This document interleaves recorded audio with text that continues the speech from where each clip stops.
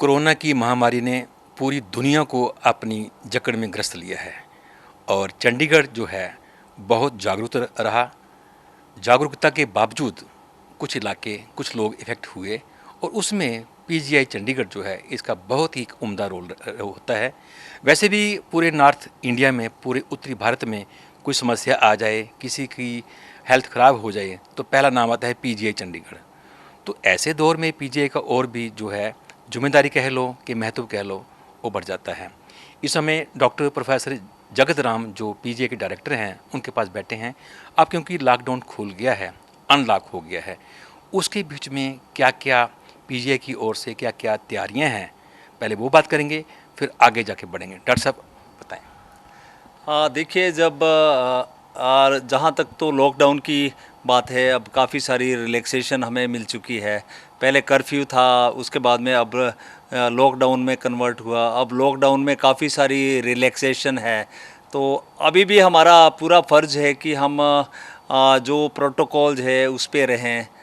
बहुत सारी प्रोटोकॉल है, जैसे कि हमें सोशल डिस्टेंसिंग को मेंटेन करना है और दोनों व्यक्तियों के बीच में जो डिस्टेंस है वो लगभग 1.5 से 2 मीटर का होना आवश्यक है।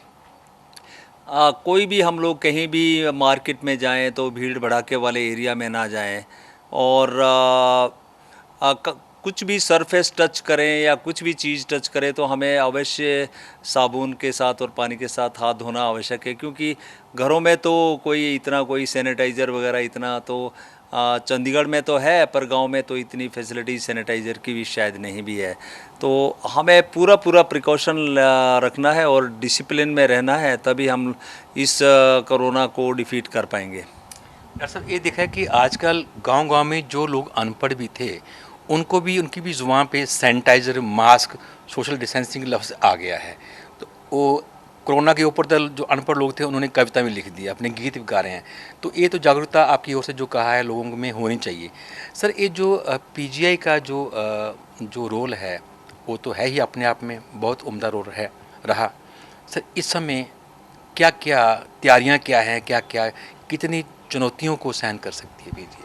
हमारी तो तैयारी जैसे कि फरवरी में पता चला कि जैसे कोविड इंडिया में तो इंटर हो गया जनवरी में, और कुछ केसेस इसके फरवरी में आए और मार्च में हम लोगों ने काफ़ी मीटिंग्स होल्ड की और उस वक्त हमें हमें हम लोगों ने 20th ऑफ मार्च को आउट पेशेंट डिपार्टमेंट को बंद किया, जब हमारा एक फ़र्स्ट केस यहाँ पे पीजीआई में हमने डिटेक्ट किया। क्योंकि वो इमरजेंसी में केस था, तो उसके साथ साथ हम लोगों ने ओपीडी को बंद किया, क्योंकि हमारी ओपीडी में 10,000 पेशेंट आते हैं। उनके साथ लगभग हर दिन 10 से 12,000 पेशेंट आते थे और उससे डबल 25 से 30,000 उनके अटेंडेंट। तो लगभग जो फुटफॉल है पीजीआई में लगभग 35 से 40,000 लोगों का फुटफॉल था।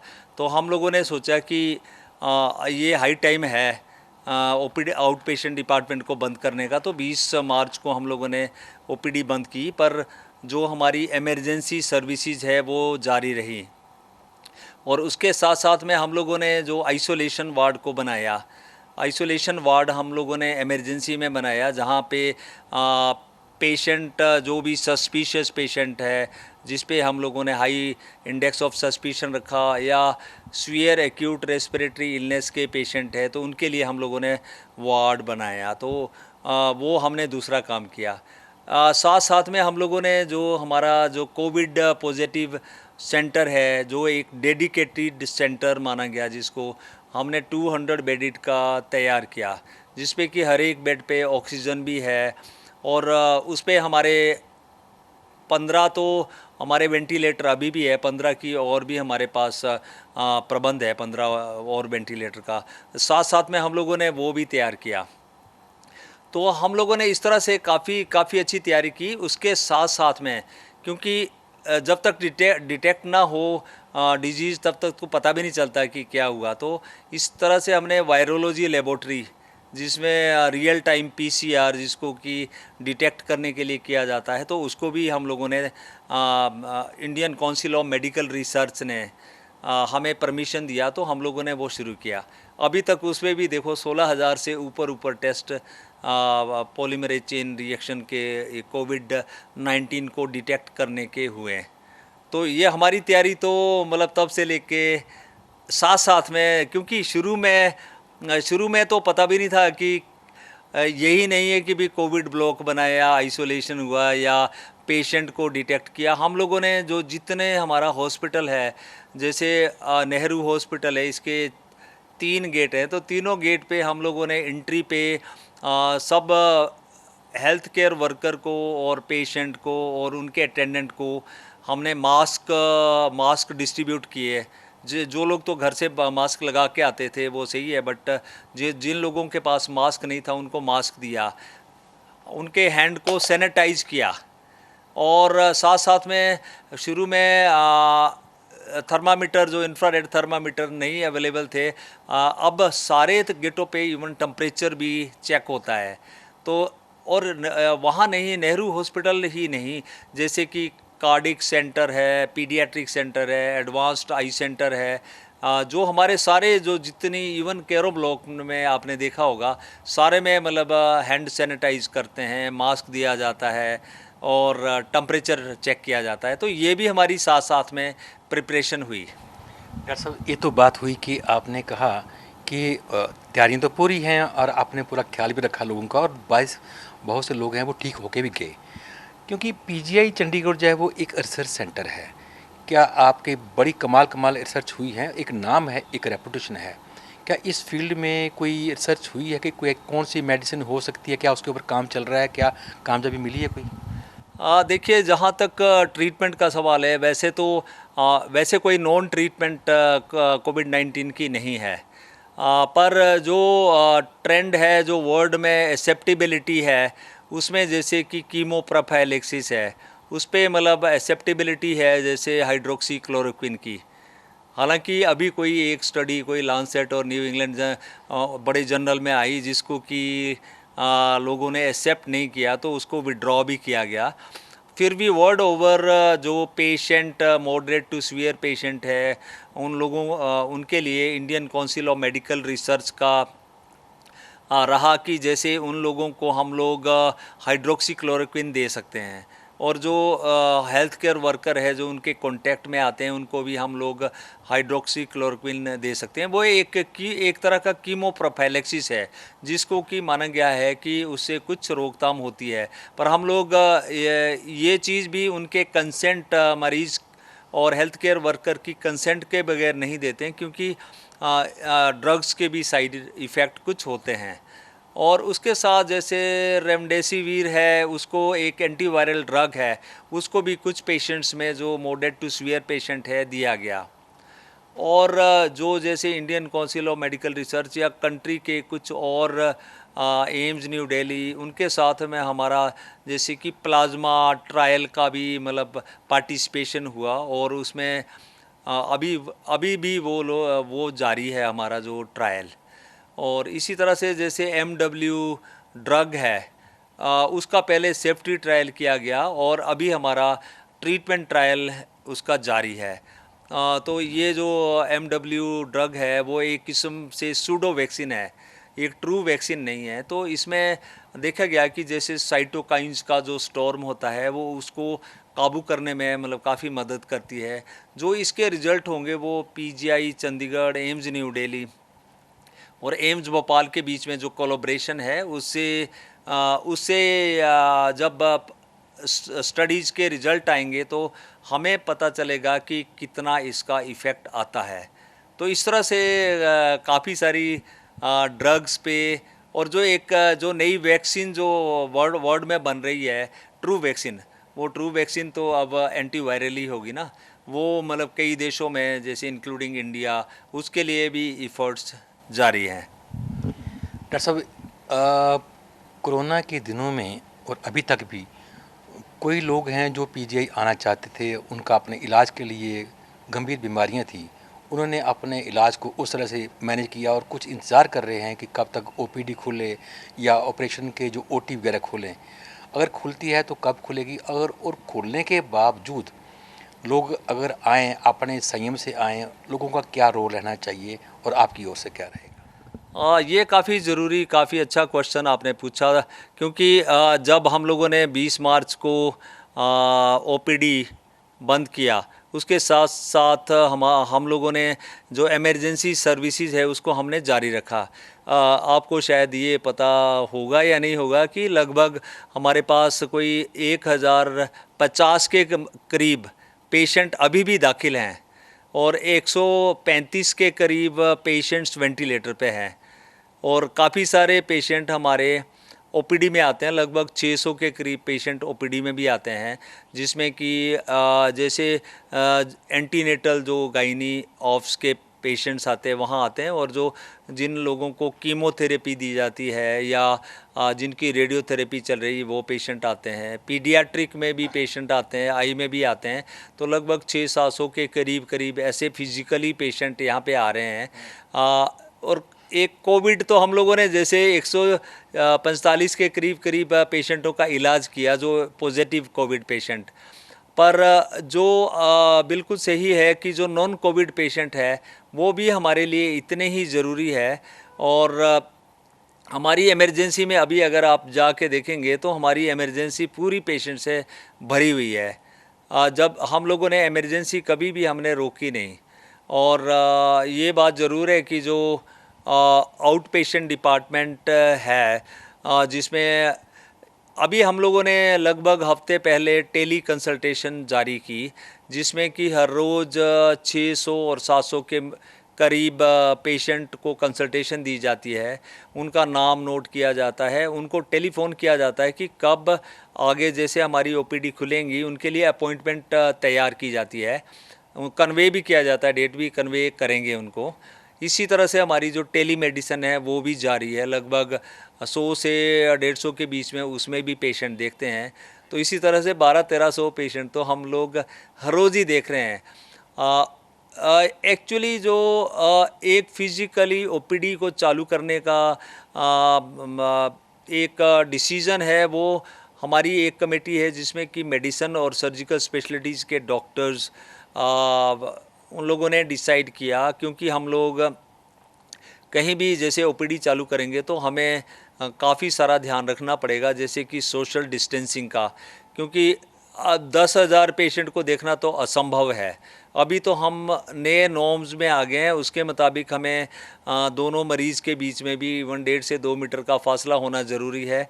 उसके लिए हम लोग एक एरिया बना रहे हैं जहाँ पे मरीज़ को रख सकें। इनिशियली वहाँ से टन बाई टन जैसे 15-20 के इसमें हम लोग न्यू ओपीडी ब्लॉक में भेज सकें, तो उस एरिया को बना रहे हैं। और दूसरा जो ओपीडी है, जैसे धीरे धीरे मतलब हम लोग अब जैसे वो एरिया तैयार हो जाएगा, ओपीडी तो हमारी पूरी तैयार है, तो उसमें भी थोड़ा सा एरिया जो सेपरेशन है पेशेंट एरिया का डॉक्टर्स एरिया के साथ, वो लोग भी हम कर रहे हैं, पर वो शीघ्र ही हो जाएगा। और जैसे लॉकआउट वगैरह ख़त्म होता है तो हम लोग ओपीडी शुरू करेंगे, और उसमें हम लोग चाहेंगे कि जो मरीज़ ज़्यादा से ज़्यादा टेली मेडिसिन या टेली कंसल्टेशन के साथ जो अपॉइंटमेंट ले रहे हैं उनको प्रेफरेंस दी जाएगी।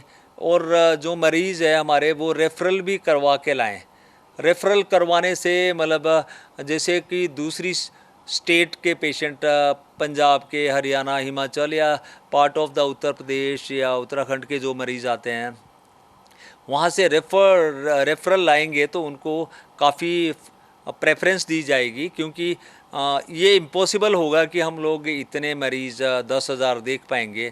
हम लोग तो शुरू करना चाहते हैं लगभग मे बी जैसे कि 1,000 या 1,500 पेशेंट से, और धीरे धीरे हम चाहेंगे कि हम कितना देख सकते हैं कि जो प्रोटोकॉल को सामने रखते हुए। कब तक सर ये आप शुरू करेंगे इसकी प्रक्रिया?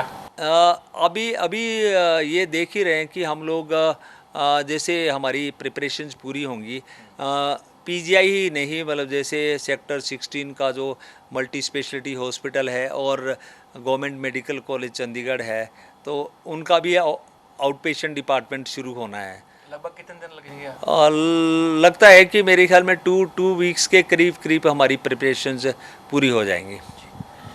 डॉक्टर साहब ये तो बात रही आपने पीजे के बारे में करा, लेकिन लोग जो हैं आम लोग, क्योंकि अब वो बाज़ार में आ रहे हैं, मार्केट में आ रहे हैं, शॉपिंग मॉल पे भी आ रहे हैं, अब उनको किन किन बातों का ध्यान रखना है और उनकी डाइट भी क्या रहे ताकि उनकी सेहत पे जो ना जी एक लड़ने की क्षमता जैसे बोलते हैं इम्यूनिटी वो बढ़े।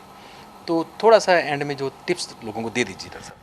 ये बहुत ज़रूरी है, जैसे कि काफ़ी सारी रिलैक्सेशन मिल चुकी है, जैसे कि अब मार्केट में भी मॉर्निंग से लेकर रात को 9 बजे तक आदमी जा सकता है, पर हमें डेफिनेटली जो रिलैक्सेशन है उसको सामने रखते हुए हमें पूरा डिसिप्लिन में हम लोग रहेंगे, जैसे कि सोशल डिस्टेंसिंग रखेंगे और साथ साथ में मास्क का उपयोग करना बिल्कुल मैंडेटरी है, बिल्कुल ज़रूरी है। कम से कम जब मास्क पहना होगा तो कम से कम ट्रांसमिशन दो व्यक्तियों के बीच में नहीं होगा, क्योंकि जो ये वायरस है इसका जो ट्रांसमिशन है वो ह्यूमन टू ह्यूमन है फर्स्ट। फिर उसके बाद में ये जैसे साथ साथ में हम लोग किसी भीड़ भड़ाके में ना जाएं और जैसे कोई सरफेस टच करें, कुछ भी चीज़ टच करें तो दिन में 3 से 4 बार हमें अवश्य ही हाथ धोना साबुन और पानी के साथ ज़रूरी है। तो कोई भी हो जी। बिल्कुल कोई भी साबुन और पानी के साथ हाथ वॉश करें, तो ये बहुत ज़रूरी है। डॉक्टर साहब आजकल तो मार्केट में बहुत से जो हैं वो सैनिटाइजर लोगों ने तो काम ही खोल लिया। अब जो काम बेकार था वो अपना काम खोलेगा। अब उसके ऊपर क्या चेक है, क्या कैसे चेक किया जाए कि कौन सा सैनिटाइजर वो ठीक भी है कि नहीं है, तो उसमें क्या क्या मात्रा चीज़ में होनी चाहिए ताकि वो इफ़ेक्ट कर सके। एक्चुअली जो सैनिटाइज़र है इसमें ऑलमोस्ट 70% के करीब अल्कोहल होता है, तो वो तो ये जो काम होता है ये ड्रग कंट्रोलर का होता है कि भाई कोई दवाई ठीक है या जैसे सैनिटाइज़र ठीक है, तो वो अपना काम करते हैं। मतलब जो हमारे ड्रग कंट्रोलर ऑफ इंडिया है और उनकी जो ब्रांचेज है वो अपना काम करती है और अवश्य ही वो करते हैं। मतलब कोई ज़रूरी नहीं है, जैसे सैनिटाइज़र ठीक है यहाँ पे बड़े शहरों में या ऐसे पढ़े लिखे लोग तो सैनिटाइज़र रखते हैं आजकल। तो आपने सही कहा कि सभी को पता है कि सैनिटाइज़र लेना है। तो साथ साथ में इसके साथ में मैं ये भी बताना चाहूँगा कि जैसे मास्क तो सब लोग लगाते ही हैं, सैनिटाइज़र या मतलब हाथ वॉश करो वो भी ज़रूरी है। मतलब आजकल एक रिवाज कम हो गया, जैसे हाथ मिलाने का तो ख़त्म ही हो गया काम, अब तो नमस्ते पे हम लोग आ चुके हैं नहीं। तो ये अगर प्रिकॉशन लेंगे हम तो जो रिलैक्स किया है नॉर्म्स को, जो लॉकआउट को कम किया है, काफ़ी सारी रिलैक्सेशन है, उसमें हम डिसिप्लिन में रहेंगे तो अवश्य आई थिंक इसके फैलने की रोकथाम होगी। जैसे कि आपको पता है, वैसे भी ये भी बताना चाहूँगा साथ साथ में कोई डरने की इतनी बात नहीं है।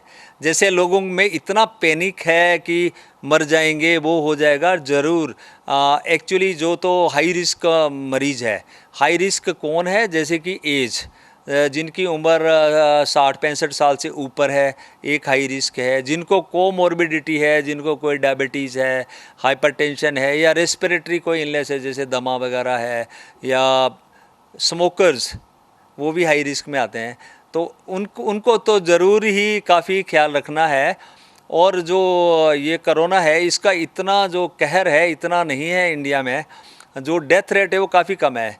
जो बड़ी बड़ी कंट्री है जैसे यूएसए है, ब्राज़ील है, इटली है, जर्मनी है, फ्रांस वगैरह है, तो इसमें वो इवन इंग्लैंड, वहाँ पे काफ़ी डेथ हुई हैं, उनकी रेशो डेथ की बहुत ज़्यादा है। इन्वॉल्वमेंट हमारे काफ़ी है बट जो डेथ की रेशो है काफ़ी कम है। जो वायरस है शायद हो सकता है माइल्ड हो या जो भी है, काफ़ी उसमें मॉड्यूलेशन या काफ़ी उसमें कुछ फ़र्क है। तो ऐसे हमें डरने वाली बात नहीं है, पर प्रिकॉशन भी हमें ज़रूर लेना चाहिए। डॉक्टर जगत, एज ए डायरेक्टर पीजीआई, आप अंत में 2 शब्दों में लोगों को अपनी ओर से नसीहत, अपील या क्या राय देंगे? मैं तो सब पब्लिक से यही अपील करूंगा कि जैसे हमारे honourable prime minister Shri Narendra Modi ji ने कहा कि हमें चाहे कर्फ्यू है, चाहे लॉकआउट है, चाहे इसकी रिलैक्सेशन है, हमें डिसिप्लिन में सारी जो इसके प्रोटोकॉल है उसका पालन करना है। पूरा मास्क लगा के आप जाइए और सोशल डिस्टेंसिंग रखें, क्राउडेड प्लेस में ना जाएं। आप सरफेस को टच करें तो ज़रूर हाथ धोएं।